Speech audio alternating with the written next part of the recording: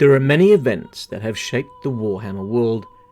The rise and fall of empires, battles between good and evil, and betrayals that divide alliances and cause devastating wars. The War of Vengeance, or the War of the Beard, is one such event that changed the old world forever. For centuries, the Elves and Dwarfs both prospered from cooperation and trade, and to an outside observer, the alliance seemed unbreakable. But for the Dwarves, who had long held suspicions about their trading partners, the treasonous behaviour of the Elves that led to the war was not wholly unexpected. They believed the Elves to be fickle, arrogant and moody, and reckoned it was only a matter of time before the capricious Elves turned, either from their belief that they were the superior race, or from their jealousy of dwarven craftsmanship. The first acts of the conflict were small, with several brutal raids attacking dwarf trade caravans. All evidence painted the guilty party to be the Elves, some of whom were subsequently slain by vengeful dwarfs. When word of the attacks reached the High King, Gottric Starbreaker, by every account a wise and prudent ruler, he restrained both himself and his thanes from rushing headlong into war. Instead, he sent envoys to the High Council of the Elves on the distant Isle of Ulthuan. They were instructed to lay their claims before the Phoenix King, Kalidor II. Gottric hoped to resolve the dispute without further bloodshed by demanding Wergild. It is widely known that a dwarf will never forgive a grudge, yet in cases of misunderstanding, an exorbitant tribute of gold and gems called Wergild, combined with a heartfelt and sincere apology, can dissuade the dwarfs from settling the score by more traditional means. Kalidor II refused to meet with the dwarf emissary, instead sending him back with a message that he would not accede to demands, though he could be moved to grant a plea. Furious, Gottric sent a second envoy to Ulthuan, bearing the message that the High King would not plead before elf nor god. He also demanded double the amount of gold and gems in restitution on account of Kalidor's insult. As one would expect, the envoys were received with open scorn, as the Elves mocked them for what they called baseless accusations. Their contempt for the envoys and their claims was so strong that they deliberately conceived of an insult so grievous that no amount of gold or gems, nor no apology no matter how sincere, could ever serve as recompense. The dwarf ambassador, whose long beard signified to the dwarves his wisdom, was assaulted, having his beard forcibly shaved. He was then compelled to return home, shorn of pride and bearing a message for the High King. The only way that King Gottric might ever see a single coin of gold was if he personally travelled to Ulthuan and begged before the Phoenix throne. Upon hearing of the treatment of his emissary, High King Gottric swore a powerful oath that he would have just compensation, or its equivalent in elven blood. With the now beardless emissary shamed by his treatment, he took the Slayer oath, and Gottric called for unity among the clans. This insult could only have one response: war. As the far-spread clans responded to the call of their High King, with each stronghold mustering a mighty throng, plans were drawn up for the assault on the Elves. Gottric had at his disposal a massive force, with its size never before seen in the old world. The full might of the dwarves at the very height of their power were now marching to war. In the initial months of the conflict, many elven colonies in the old world were attacked, their slender towers proving no match for the powerful war machines of the dwarves. These early dwarven victories compelled the Phoenix King to empty Ulthuan of every able-bodied soldier, much to the protests of the council who pleaded for him to leave some protection to guard the elven homeland. King Kalidor, however, ignored their pleas, and sailed to the old world with a mighty armada. He and his reinforcements arrived just in time to break the siege of the port city of Alessi, a city whose walls had ironically been built in cooperation with the dwarves, during the peaceful days of their alliance. With Caledor's arrival, the war began in earnest, a war that would last for over 4 centuries, which would see countless men lost on both sides, and would witness the decline of 2 powerful empires. The dwarves had earned many early victories before Caledor's arrival, and this had blinded them to the true power of their enemy.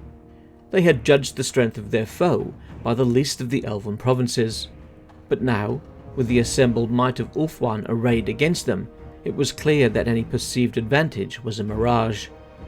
The conflict would see many battles of escalating size and importance over the following years, with several key incidents that only served to grow the animosity between the two sides. One such event involved Snorri Halfhand, the son of the High King and an important general in the dwarven forces. He could see the darkness that would descend upon the lands if the war between his people and the elves continued to escalate, and feared that both would meet their end. At the Battle of Angaz Baragdum, he made a noble effort to bring the conflict to a swift conclusion. Snorri issued a personal challenge to the Phoenix King, suggesting that the devastating war be settled by honourable combat. For his part, the Phoenix King accepted, though his words were full of pride and arrogance, quite dismissive of the skill at arms of the dwarves. While Snorri's guard was down, as he was observing the proper preparations for single combat, Caledor struck him with a mighty blow from his spear, the impact cracking Snorri's helm and knocking him to the ground. Slightly dazed and confused at the abrupt assault and dishonourable conduct of the Phoenix King, Snorri ably fended off several more vicious blows with his shield as he regained his footing. The onslaught of the elf warrior was relentless though, and a momentary drop of Snorri's guard allowed the elf's spear to once more find its mark. The powerful thrust pierced his thigh and pinned him to the bloody dirt. Caledor then drew his sword and without ceremony cleaved open the grumeral breastplate of Snorri's armour, opening his chest with a great spurt of blood. Though victory was now clearly his, the Phoenix King did not relent with his assault, as he severed Snorri's arm. Then, in an ultimate show of arrogance, he turned his back to parade the limb in front of his troops like a trophy. It was at this moment that Snorri succumbed to his wounds. Snorri's guard then intervened, dragging his remains away to prevent any more desecration of their prince. Caledor withdrew from the field, casting the limb into a nearby pool. This treatment of his son and only heir enraged the High King, who pledged a great reward for any who slew Caledor. Several more battles were fought across the old world, the front moving back and forth until the lands were awash with blood. The great magics and dragons of the elves would carry the battles one day, only to be bested by rune-inscribed axes and impenetrable shield walls on the next. The next major event of the war took place at Oragor, where the dwarves were led by Morgrim, cousin to the slain Snorri. In an act of stubborn defiance that would come to be a defining characteristic of the dwarves, the entire dwarf army stood purposefully before the relentless arrowstorm of the elves. They were intent on proving that they could withstand the worst their foe could unleash. After several hours, the dwarf lines held, their resolve not at all weakened by their dead comrades around them. The elves, however, were now enraged, and had no choice but to charge the dwarves and face them in close combat, where the real slaughter would unfold. At the peak of battle, Morgrim encountered Imladric, the prince of Ulthuan.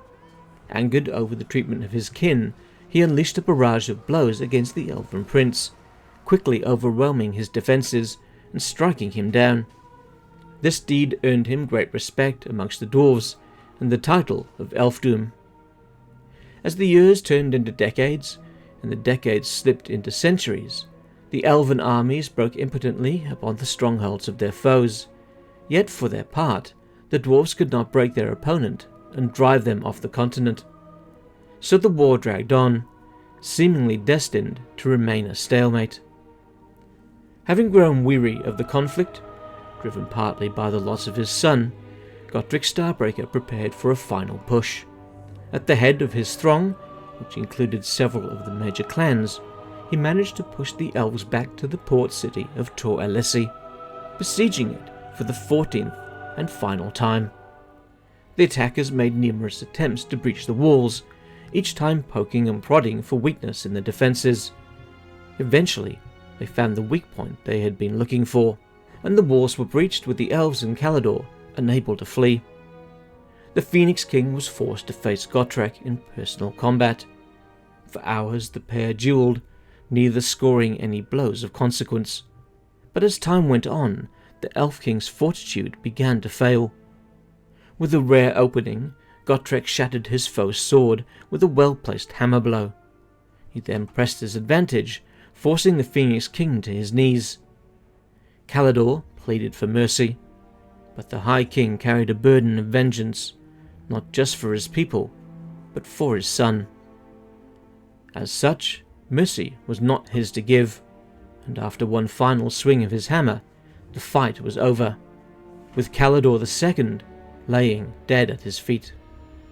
Atop the broken body sat the Phoenix Crown, and retrieving it, Gotrek proclaimed the grudge settled, and he and his forces withdrew in good order. The Phoenix Crown was taken to Karazakarak, despite the pleas of the Elves that it be returned, though the High King had stated that the Elves are welcome to come to Karazakarak to beg for their crown's return.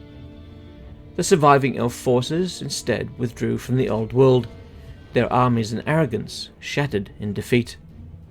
To this day, the crown remains in Karazakarak, a symbol of dwarf supremacy over the Elves in the War of Vengeance.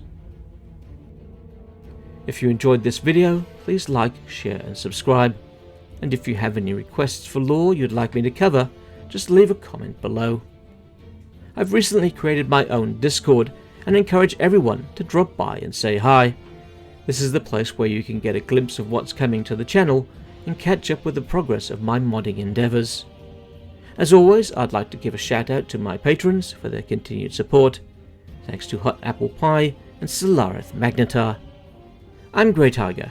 Thanks for watching, and I'll see you in the next video.